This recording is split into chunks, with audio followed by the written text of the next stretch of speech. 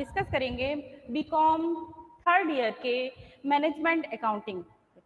तो management accounting का first chapter है इंट्रोडक्शन। तो आइए देखते हैं, डिस्कस करते हैं इंट्रोडक्शन। मैनेजमेंट अकाउंटिंग दो शब्दों से मिलकर बना है, दो वर्ड है इसमें, एक है मैनेजमेंट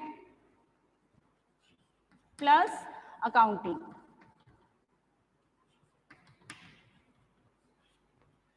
मैनेजमेंट मीन्स क्या होता है? Management refers to the function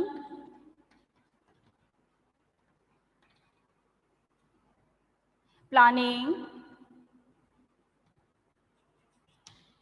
organizing,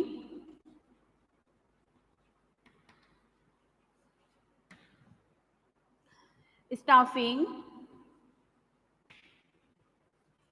and controlling. Staffing, directing and controlling means management का काम क्या है? प्लानिंग करना, ऑर्गेनाइजेशन देखना, स्टाफ कितना है, कितनी स्टाफ की जरूरत है, इसको भी कौन देखता है? मैनेजमेंट देखता है। साथ में डायरेक्शन देता है, क्या काम करना है, कब करना है, इसका डायरेक्शन देता है और साथ में कंट्रोलिंग करता है। ये है management plus accounting. Accounting deep subject है। अभी तक आप लोग ने बीकॉम फर्स्ट ईयर में पढ़ा फाइनेंशियल अकाउंटिंग की स्टडी की, सेकेंड ईयर में आपने कॉस्ट अकाउंटिंग की स्टडी की, सेकेंड ईयर में आपने कॉस्ट अकाउंटिंग की। अब ये फाइनल में है आपका मैनेजमेंट अकाउंटिंग। तो मैनेजमेंट अकाउंटिंग की आवश्यकता क्यों पड़ी, क्यों उसकी नीड हुई? क्योंकि फाइनेंशियल हमारे पास है अकाउंटिंग, कॉस्ट अकाउंटिंग है, लेकिन मैनेजमेंट अकाउंटिंग की जरूरत क्यों हुई? तो इसको हम समझ लेते हैं। अकाउंटिंग पे डिस्कस करते हैं। अकाउंटिंग में भी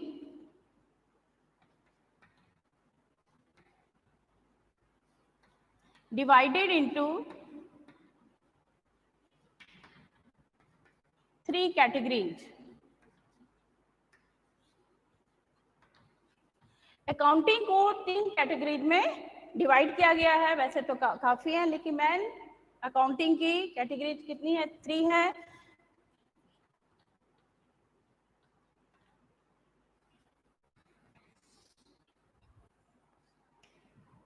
first one is financial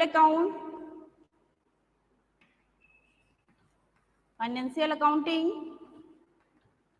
second cost accounting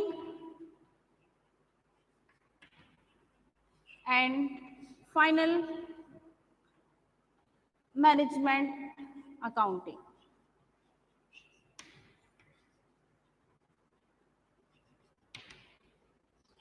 चलिए तीनों को समझ लेते हैं।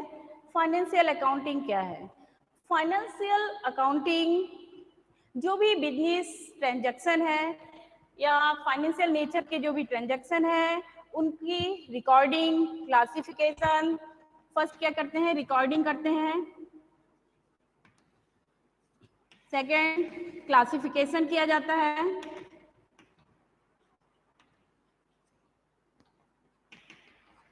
Third summarising,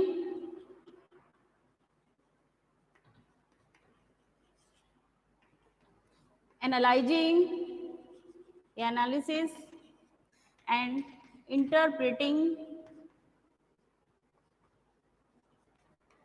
of data. Means financial accounting में सबसे पहले रिकॉर्डिंग की जाती है। रिकॉर्डिंग कहाँ की जाती है? जर्नल में। Journal is a primary book. सबसे पहले कोई भी फाइनेंशियल ट्रांजैक्शन होता है उसकी एंट्री हम जर्नल में की जाती है। जितने भी ट्रांजैक्शन हैं उनको डेट बाय डेट हम जर्नल में रिकॉर्ड कर देते हैं। सेकंड है क्लासिफिकेशन। जर्नल में जो रिकॉर्ड ट्रांजैक्शन है उनका फिर क्लासिफिकेशन किया जाता है। क्लासिफिकेशन किस में किया जाता है? लेजर में। लेजर में उनके जितने भी अकाउंट्स हैं, 3 टाइप्स ऑफ अकाउंट, जैसे personal account, real account, nominal account, तीनों को ही अलग अलग अकाउंट्स बनाए जाते हैं और उनको अलग अलग लेजर में पोस्टिंग की जाती है। नेक्स्ट है समराइजिंग। इसमें जो हमने जर्नल और लेजर में अकाउंट्स रिकॉर्ड किए हैं और उनका क्लासिफिकेशन किया है, उनकी समराइजिंग की जाती है, मीन्स उनके बाद फाइनल अकाउंट बनाया जाता है।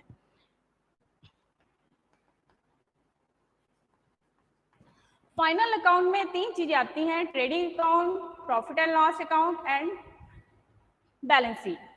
ट्रेडिंग अकाउंट में हम क्या एसरटेन करते हैं, gross profit, and profit and loss में हम एसरटेन करते हैं net profit, and balance sheet में हमें एसेट्स और लायबिलिटी लिखते हैं और हमें ऑर्गेनाइजेशन की फाइनेंशियल पोजीशन ज्ञात हो जाती है कि हमारी प्रॉफिट हुआ है या लॉस हुआ है।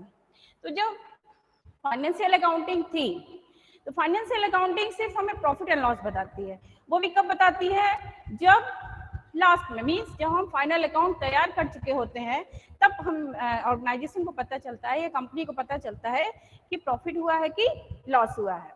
लेकिन अगर प्रॉफिट है तो अच्छी बात है, बट लॉस है तो उसकी रिकवरी नहीं हो पाती, मीन्स उसको हम प्रॉफिट में कन्वर्ट नहीं कर सकते क्योंकि ये लास्ट में पता चलता है। तो ये इसकी एक बहुत बड़ी कमी है कि जो लॉस हुआ है उसको हम प्रॉफिट में कन्वर्ट, कि जो प्रॉफिट हुआ है वो किस कारण से हुआ है, मीन्स किस प्रोडक्ट या किस एलिमेंट की से उसमें प्रॉफिट ज़्यादा हुआ है और किस एलिमेंट से उसको लॉस हुआ है। तो इस ड्रॉबैक के कारण जन्म हुआ कॉस्ट अकाउंटिंग का। तो फाइनेंशियल अकाउंटिंग आपको समझ में आई होगी, आप लोग पढ़ भी चुके हैं। नेक्स्ट देखते हैं cost accounting.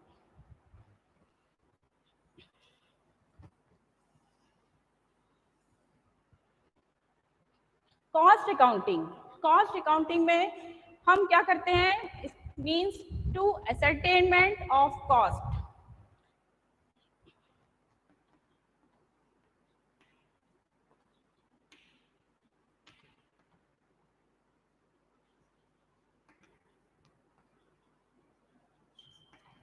Of cost and cost per unit.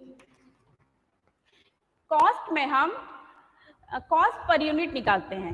Cost per unit जो कॉस्ट सबसे पहले हम ये देख लेते हैं कॉस्ट है क्या।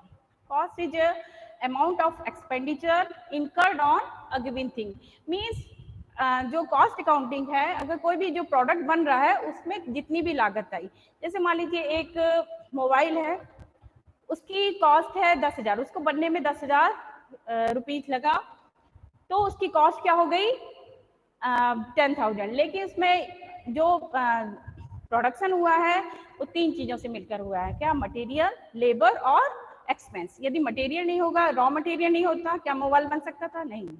तो मटेरियल भी है बट लेबर नहीं है, काम करने वाले मजदूर नहीं है, तो तब फिर भी प्रोडक्शन वर्क नहीं हो पाएगा। और उसके बाद मान लीजिए हमारे पास मटेरियल भी है, रॉ मटेरियल है, लेबर भी है, बट उसके साथ साथ कुछ खर्चे करने पड़ते हैं, मीन्स फैक्ट्री बिल्डिंग, उसका रेंट देना पड़ता है, इलेक्ट्रिसिटी है, मशीन्स हैं। तो जो एक्सपेंसेस होते हैं उसके इन सबको मिलाकर कोई एक प्रोडक्ट तैयार होता है। तो एक प्रोडक्ट बनाने में जो भी एक्सपेंसेस आते हैं वो उसकी कॉस्ट कहलाती है। कॉस्ट के 3 एलिमेंट्स हैं।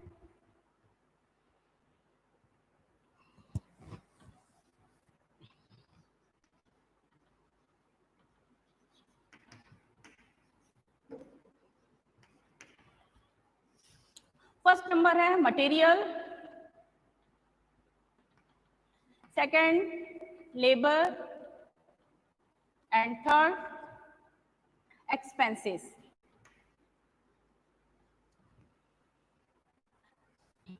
तो जो कॉस्ट अकाउंटिंग है वो हमें ये बता देती है कि जो प्रोडक्ट मैन्युफैक्चर हुआ है उसमें कितना मटेरियल लगा है, मटेरियल की कॉस्ट क्या है, लेबर की कॉस्ट क्या है, और जो एक्सपेंसेस हुए हैं उसकी कॉस्ट क्या है। जबकि फाइनेंशियल अकाउंटिंग हमें ये नहीं बता पाती थी कि जो भी प्रोडक्ट हमने सेल किया है उसमें किस एलिमेंट्स में हमको सहयोग दिया है प्रॉफिट में और किसने नहीं दिया, मीन्स मटेरियल के कारण हमको प्रॉफिट हुआ है कि लेबर के कारण हुआ है या एक्सपेंस के कारण। ये हमें आइडेंटिफाई किससे नहीं होता था, फाइनेंशियल अकाउंटिंग से। तो फाइनेंशियल अकाउंटिंग की ड्रॉबैक के कारण किसका जन्म हुआ, कॉस्ट अकाउंटिंग का। कॉस्ट अकाउंटिंग में हमें हर किसी की मीन्स जो भी प्रोडक्ट मैन्युफैक्चर हुआ है उसमें जो जो कॉस्ट लगी है तो उसकी हर एक कॉस्ट की हमें कॉस्ट पर यूनिट ज्ञात हो जाती है। कॉस्ट अकाउंटिंग में हम किसी भी प्रोडक्ट की कॉस्ट पर यूनिट निकालते हैं, टोटल कॉस्ट निकालते हैं to ascertainment of cost per unit. साथ में जब हमें किसी प्रोडक्ट की कॉस्ट पता चल जाती है तो उसमें हम प्रॉफिट अपना ऐड करके सेल्स प्राइस निकाल लेते हैं। मीन्स कॉस्ट अकाउंटिंग का मुख्य उद्देश्य सेल्स डिटरमाइन करना होता है। सेल्स डिटरमाइन हम कैसे करेंगे, तो सेल्स डिटरमाइन के लिए हमें सबसे पहले कॉस्ट की जरूरत होती है। जब हमें कॉस्ट पता चल जाती है तो हम उसमें अपना प्रॉफिट ऐड करके उस सेल्स प्राइस हम आसानी से निकाल सकते हैं। क्या असरटेन करते हैं, कॉस्ट एंड पर यूनिट कॉस्ट। फाइनेंशियल अकाउंटिंग में सिर्फ हमें पता चलता है प्रॉफिट कितना हुआ या लॉस कितना हुआ, दोनों में ही कुछ ड्रॉबैक्स थे। मीन्स जो फाइनेंशियल अकाउंटिंग जो ड्रॉबैक थे उसको पूरा करने के लिए कॉस्ट अकाउंटिंग बनी, और कॉस्ट अकाउंट में भी कुछ ड्रॉबैक्स थे। जैसे मीन्स जो मैनेजमेंट को जो इंफॉर्मेशन चाहिए या डेटा चाहिए वो कंप्लीटली प्रोवाइड नहीं कर पाती थी cost accounting.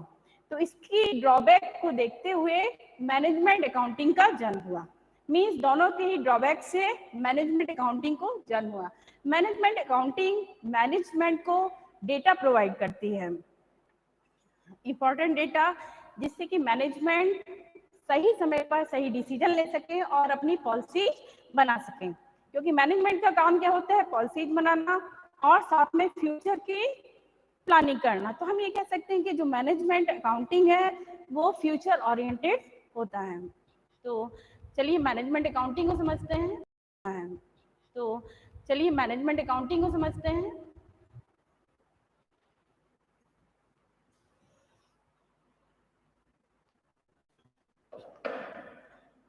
Meaning of management accounting,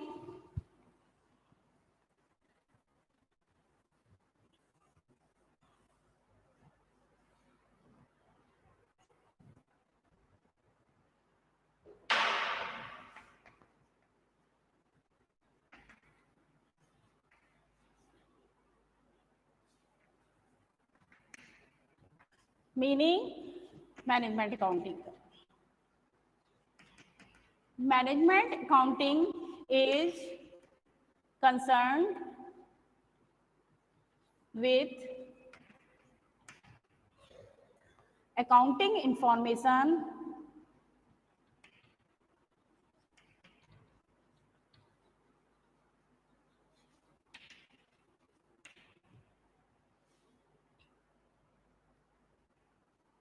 that is useful for management.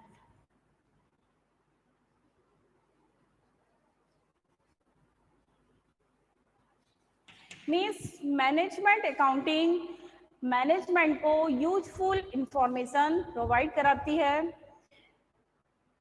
जो कि हमें फाइनेंशियल अकाउंटिंग और कॉस्ट अकाउंटिंग मैनेजमेंट को नहीं करा पाती थी। इन दोनों के ड्रॉबैक के कारण ही मैनेजमेंट अकाउंटिंग का जन्म हुआ।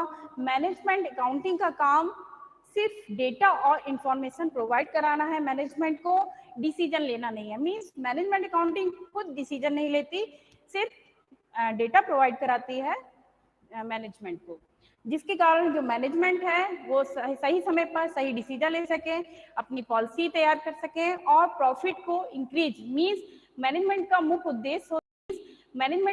उद्देश्य होता है कि ऑब्जेक्ट जो भी है, मीन्स कह सकते हैं कि जो प्रॉफिट है उसको मैक्सिमम करे और जो लॉस है उसको मिनिमम करे। मीन्स अधिकतम लाभ की भावना से वो नई नई पॉलिसी बनाती है, नई नई टेक्नोलॉजी लाती है, लेकिन इन सब के लिए उसे सही समय पर सही डेटा और इंफॉर्मेशन की आवश्यकता होती है, जो कि मैनेजमेंट अकाउंटिंग मैनेजमेंट को प्रोवाइड कराती है, जिससे कि मैनेजमेंट फ्यूचर के जो डिसीजन है वो आसानी से ले सकते हैं और अपना जो एम है या टारगेट है उसको पूरा कर सकते हैं। Management accounting is concerned with accounting information that is useful for management. Means जो इंफॉर्मेशन है, डेटा है जो मैनेजमेंट के लिए उपयोगी है, वो मैनेजमेंट अकाउंटिंग प्रोवाइड कराती है। चलिए देखते हैं इसके characteristics and nature.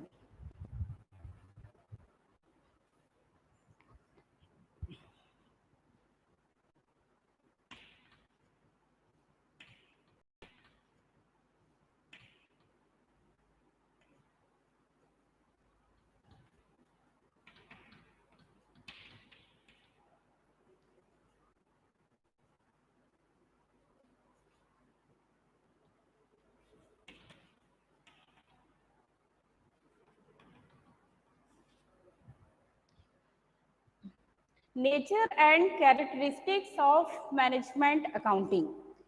Management accounting की विशेषताएं क्या क्या हैं, चलिए डिस्कस करते हैं। First number, provide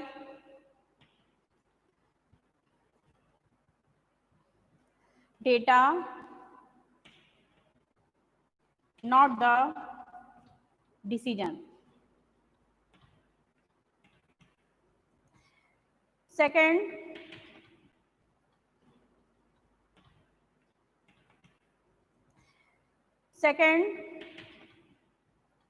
more concerned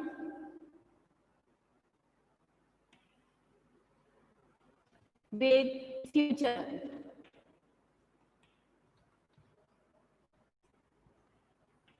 Third, no set format for information.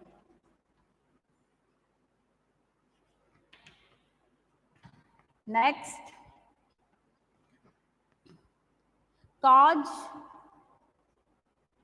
and effects analysis.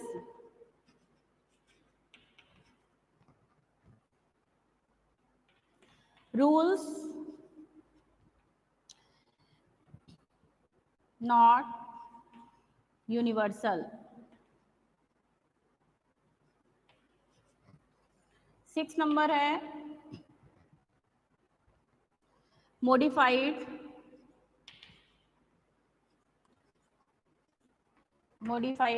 Data. तो मैनेजमेंट अकाउंटिंग के कैरेक्टरिस्टिक्स या नेचर, फर्स्ट नंबर है provide data not the decision. Means जो मैनेजमेंट अकाउंटिंग है वो मैनेजमेंट को डेटा प्रोवाइड करती है, इंफॉर्मेशन प्रोवाइड करती है, खुद डिसीजन नहीं लेती। मीन्स मैनेजमेंट अकाउंटिंग का वर्क क्या है कि मैनेजमेंट को इम्पॉर्टेंट इंफॉर्मेशंस मैनेजमेंट को प्रोवाइड करना, जिससे कि वो अपनी पॉलिसीज और डिसीजन ले सके, और साथ में सही टाइम पर सही इंफॉर्मेशन प्रोवाइड करना। अगर इंफॉर्मेशन पुरानी है और बाद में हम उसको मैनेजमेंट को देते हैं तो उसकी कोई वैल्यू नहीं रह जाती। क्योंकि अगर हमने मान लीजिए आज, जैसे आप स्टूडेंट हैं तो उस एग्जांपल से हम देख सकते हैं कि मान लीजिए कल आपका पेपर है, आपको परसों बताया जाए, तो क्या वो इंफॉर्मेशन आपके लिए उपयोगी है, यूजफुल होगी? नहीं होगी, क्योंकि पेपर निकल के आप पेपर नहीं दे पाएंगे। इसी तरह जो भी इंफॉर्मेशन मैनेजमेंट को चाहिए, जिस समय चाहिए, उसी टाइम पर उसको प्रोवाइड कराना किसका काम है? मैनेजमेंट का। मीन्स टाइमली इंफॉर्मेशन प्रोवाइड कराना मैनेजमेंट को, जिससे कि वो टाइम से डिसीजन ले सके, ये काम करता है मैनेजमेंट अकाउंटिंग, जो कि फाइनेंशियल अकाउंटिंग और कॉस्ट अकाउंटिंग नहीं कर पाते थे।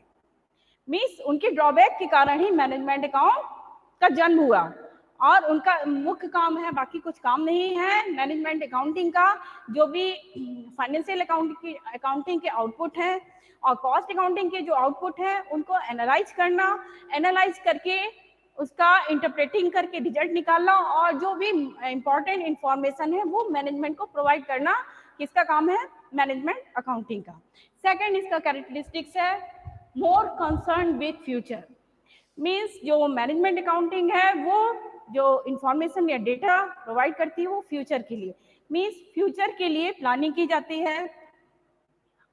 और तो हम ये कह सकते हैं जो मैनेजमेंट अकाउंटिंग है वो फ्यूचर से संबंधित है, मीन्स फ्यूचर ओरिएंटेड है।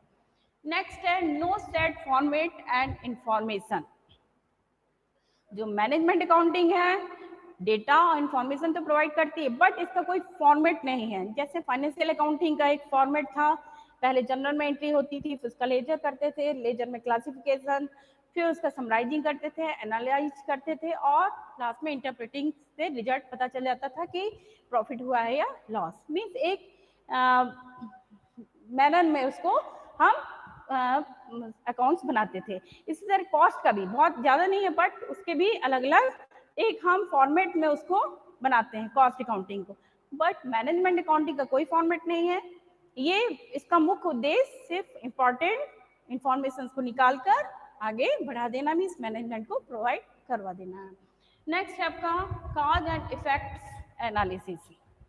जो मैनेजमेंट अकाउंटिंग है ये कारणों का, मीन्स जो फाइनेंशियल अकाउंटिंग में लॉस हुआ है या प्रॉफिट हुआ है, प्रॉफिट हुआ है तो अच्छी बात है, लॉस हुआ है तो किस कारण से लॉस हुआ है, और उसको कौन कौन से एलिमेंट इफेक्टिव हैं लॉस के लिए, तो उनका पता लगाती है। साथ में उनका क्या सोल्यूशन है, उस लॉस को कैसे कम किया जाए, कंपेयर करती है पिछले साल के प्रॉफिट से इस साल के प्रॉफिट के, पिछले साल का जो प्रॉफिट हुआ है और इस साल का जो प्रॉफिट है उनमें क्या रिलेशन है, या कम हुआ है कि ज़्यादा हुआ है, तो कंपेयरिंग करती है, कंपेयर करती है। साथ में हम कह सकते हैं जो जो इफेक्ट हुए हैं उनको दूर करने का प्रयास करती है, और वो इंफॉर्मेशन जो एनालाइज करके जो इंफॉर्मेशन आई वो मैनेजमेंट को प्रोवाइड करती है। तो मीन्स हम कह सकते हैं कि कारण और परिणामों पर ध्यान देती है कौन, management accounting. Rules not universal. जो मैनेजमेंट अकाउंटिंग के रूल्स हैं वो यूनिवर्सल नहीं है, मीन्स सर्वव्यापी नहीं है, हर जगह लागू नहीं होते। अलग अलग मैनेजमेंट पर, अलग अलग कंडीशन पर इसके रूल्स चेंज हो जाते हैं। जैसे मीन्स 5 ऑर्गेनाइजेशन है तो पांचों में हम ये नहीं कह सकते कि पांचों में एक ही रूल या एक ही प्रिंसिपल यूज होगा, उसमें कंडीशन और नेचर के अनुसार क्या इसके जो रूल्स हैं वो चेंज हो जाते हैं। तो हम कह सकते हैं कि जो मैनेजमेंट अकाउंटिंग है के जो रूल्स हैं वो यूनिवर्सल नहीं है, हर जगह एक ही नियम लागू नहीं होता, कंडीशन और नेचर के अनुसार वो चेंजेस होते रहते हैं। Modified data. Modified data means data तो प्रोवाइड करती है financial accounting, sorry management accounting, लेकिन जो फाइनेंशियल अकाउंटिंग है वो सिर्फ 1 ईयर के या मान लीजिए प्रीवियस ईयर के ही डेटा प्रोवाइड करती है। इस तरह कॉस्ट अकाउंट भी प्रीवियस ईयर या 1 ईयर के या करंट ईयर के ही डेटा प्रोवाइड करती है। बट जो मैनेजमेंट अकाउंटिंग है, मैनेजमेंट चाहे तो 3 साल 5 साल कभी किसी भी समय के वो डेटा उससे डिमांड कर सकती हो, और मैनेजमेंट अकाउंटिंग का वो काम है कि उस डेटा या उस इंफॉर्मेशन को वो प्रोवाइड कराए मैनेजमेंट अकाउंटिंग को। तो ये है इसके कैरेक्टर। अब हम देखते हैं मैनेजमेंट अकाउंटिंग के फंक्शंस क्या क्या हैं। मैनेजमेंट अकाउंटिंग के 2 फंक्शन हैं, फर्स्ट है थ्योरेटिकल और दूसरा ऑपरेशनल। ऑपरेशनल में डेटा की रिकॉर्डिंग करना, डेटा का एनालाइजिंग करना, इंटरप्रेटिंग करना, कंट्रोलिंग करना, किसका काम है, मैनेजमेंट अकाउंटिंग का। मीन सबसे पहले जो भी ट्रांजैक्शन है उनको रिकॉर्ड किया जाता है, फिर उनका समराइज किया जाता है, समराइज के बाद एनालाइज किया जाता है, और जो उससे जो इन्फॉर्मेशन निकल के आती है इंटरप्रेटिंग के द्वारा और वो मैनेजमेंट को प्रोवाइड कर दी जाती है। इसके साथ साथ थ्योरेटिकल भी है, तो उसमें प्लानिंग है। सबसे पहले मैनेजमेंट प्लानिंग करती है भविष्य के लिए, मैनेजमेंट प्लानिंग करती है भविष्य के लिए। प्लानिंग जो है फ्यूचर से रिलेटेड होता है, भविष्य में क्या करना है, कब करना है, कहाँ करना है, कैसे करना है, और सही तरीके से उसको कैसे किया जाए, कितना मटेरियल लगेगा, कितना लेबर लगेगा, कितना एक्सपेंस लगेगा, इन सभी को की प्लानिंग मैनेजमेंट अकाउंटिंग के द्वारा की जाती है। साथ ही सेकंड नंबर पर ऑर्गेनाइजेशन, बहुत ही बड़ा किसी भी ऑर्गेनाइजेशन की मजबूती उसके एम्प्लॉयज से होती है, कितने एम्प्लॉयज रखना है, कैसा स्टाफ है उसका, कैसे सिलेक्शन मेथड्स होनी चाहिए, ये सब काम भी मैनेजमेंट अकाउंटिंग के द्वारा किया जाता है। साथ में जो डेटा है, जो भी हमारा डेटा है, उसको एनालाइज किया जाता है, एनालाइज करके इंटरप्रेटिंग से रिजल्ट निकाला जाता है, और साथ में जो इंफॉर्मेशंस हैं, डेटा है, वो मैनेजमेंट को प्रोवाइड कर दी जाती है। जब से कंपनीज अकाउंट बना है तब से ऑनरशिप और मैनेजमेंट दोनों ही अलग अलग हो गए हैं। मैनेजमेंट ऑनरशिप कौन देखता है, शेयर होल्डर्स देखते हैं, और जो मैनेजमेंट का काम प्रोफेशनल्स करते हैं। जो प्रोफेशनल्स होते हैं वो मैनेजमेंट को देखते हैं, कब क्या कहाँ कैसे करना है, क्या डिसीजन लेना है, क्या पॉलिसीज है, तो ये सब उसका काम है। और जो ऑनरशिप किसके पास होती है, शेयर होल्डर्स के पास। जब ये अलग हो गए तो मैनेजमेंट अकाउंटिंग की नीड्स हुई, क्योंकि उनको जो मैनेजमेंट है उनको जो डेटा चाहिए, जो इंफॉर्मेशन चाहिए, वो ना तो फाइनेंशियल अकाउंटिंग करवा पाती थी, ना ही कॉस्ट अकाउंटिंग करवा पाती थी। तो उसके लिए एक नई ब्रांच या नई अकाउंटिंग स्टार्ट की गई, मैनेजमेंट अकाउंटिंग। और मैनेजमेंट अकाउंटिंग अपने ढंग से जो मैनेजमेंट को नीड्स हैं, जिन इंफॉर्मेशन की, वो टाइमली प्रोवाइड कराती है। तो यही है मैनेजमेंट अकाउंटिंग। ये तीनों ही फाइनेंशियल अकाउंटिंग का जो आउटपुट आया, मैनेज कॉस्ट अकाउंटिंग का जो आउटपुट आया, उनके द्वारा ही उनका एनालाइज करके उनकी इंफॉर्मेशन प्रोवाइड कराती है। आई होप आपको ये वीडियो पसंद आया होगा। नेक्स्ट चैप्टर लेके आएंगे कल। Okay, thank you.